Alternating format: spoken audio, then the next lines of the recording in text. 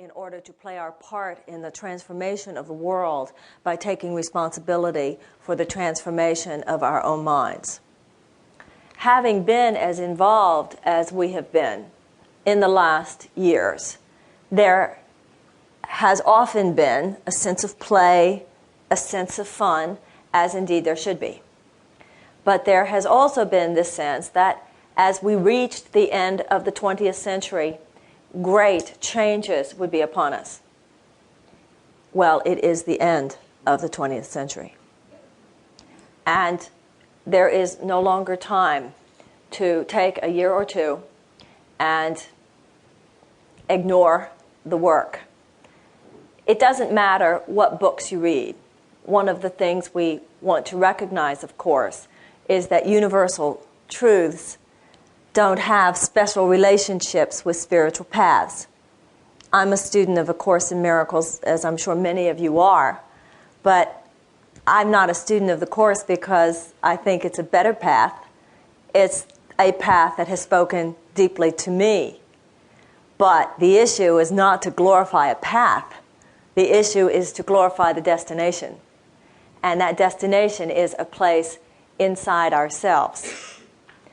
Regardless of what books we read, regardless of what paths we walk down, there seems to be a very particular message in the air about this particular time in history and our particular part that we are here to play. I don't know what's going to happen in the next few years, but I certainly share with millions of others a sense that the world 10 years from now will not look like it looks today.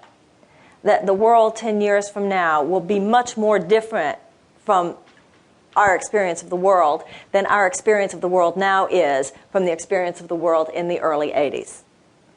Whether it's earth changes, whether it is merely governmental changes, whatever it is, there is a world which can no longer stand.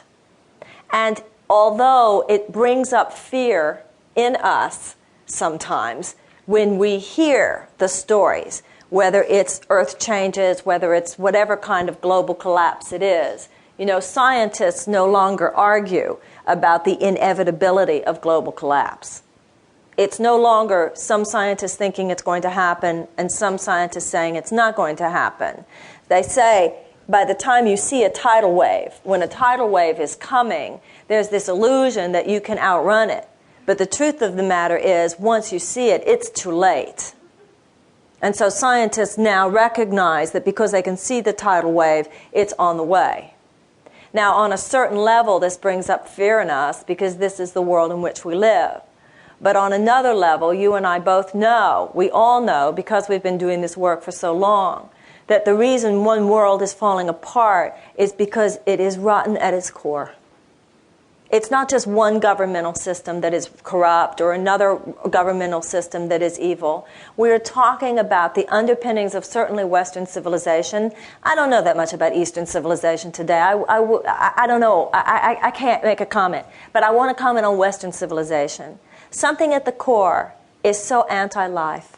Something at the core is so contrary to the ways of love. Something at the core so does not honor the human heart. Something at the core so does not place human relationships first. That it is because of the beneficence of the universe, because the universe is moving in a direction of higher truth, that the systems which do not fortify love within human beings, the systems which do not promote a genuinely life-producing impulse will now fall, period. I find it incredible that Mary and Medjugorje, which are the longest running, supposedly longest running Marian apparitions in history. There has never been reported visitations and apparitions with specific messages by the Virgin Mary as long or as detailed as these appearances of hers in Medjugorje in Yugoslavia. I relate to Mary. Mary is a symbol of the goddess energy. It's not an accident that she's appearing all over the planet today because the appearance of Mary is a symbol of the re-emergence of the goddess.